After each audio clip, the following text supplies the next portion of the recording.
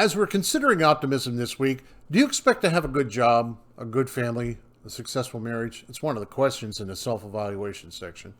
Do you expect God to provide you with everything you need to be happy? Do you expect that? Is God obligated to give you your best life now? Well, here's an even deeper question. And an even deeper question is this. What is required from me? What is required from us to receive all these blessings in life? Well, let's examine that today as we unfold the characteristic of optimism on Transforming the World. I'm Pastor Greg. I'll be back in a second.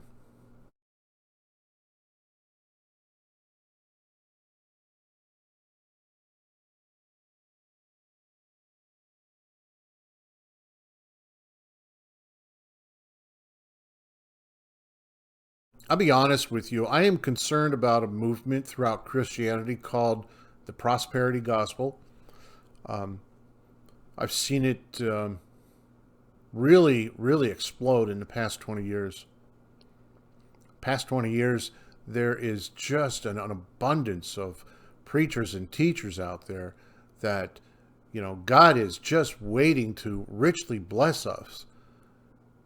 If we, and then they go down over a list of things. Some of the things they have said, that God is just waiting to richly bless us, provided we say the correct prayer, or provided we have an ample amount of faith, provided we ask believing that God will fill our request, provided we give some kind of a financial seed offering so that it will grow tenfold and then come back to us. You've heard them probably before.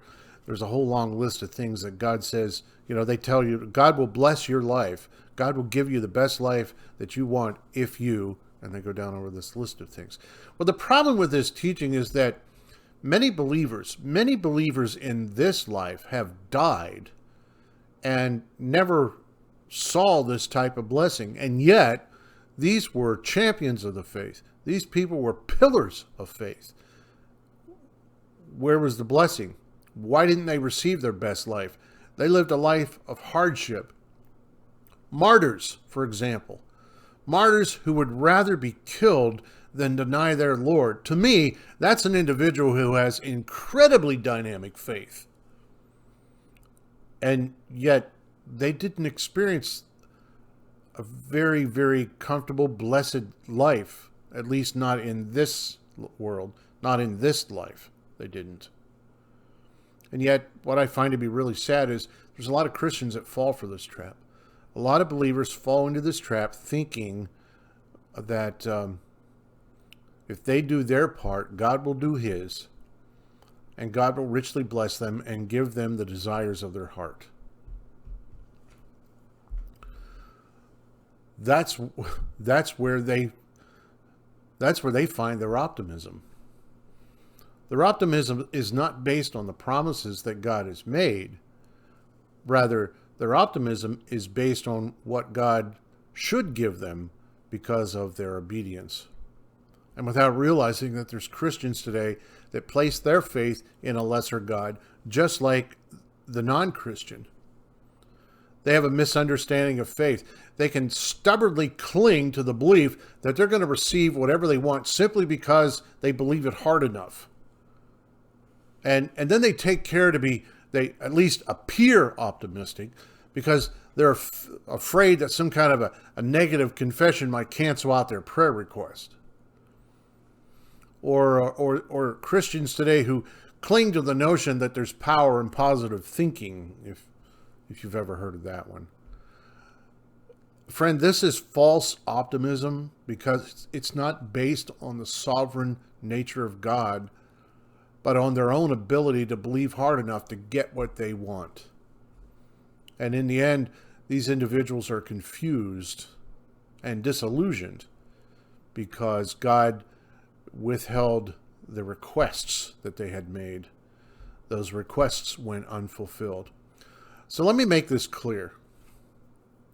Christian optimism is not about getting what we want in life, but about God keeping his promises. And those promises extend far beyond this life. Authentic Christians are optimistic regardless of the circumstances. They're optimistic that regardless of what they may be facing, God will not forget them. He will not abandon them. And that in the next life, he will reward them for a life of faith. That's Christian optimism. Not that God's going to give them everything they want, but that God will fulfill the promises he made to be with us, to watch over us, to guide us, and to reward us for a life of faith. I tend to be rather optimistic myself. Perhaps it's part of my nature. I'd like to think it's because of the depth of my trust in God's promise.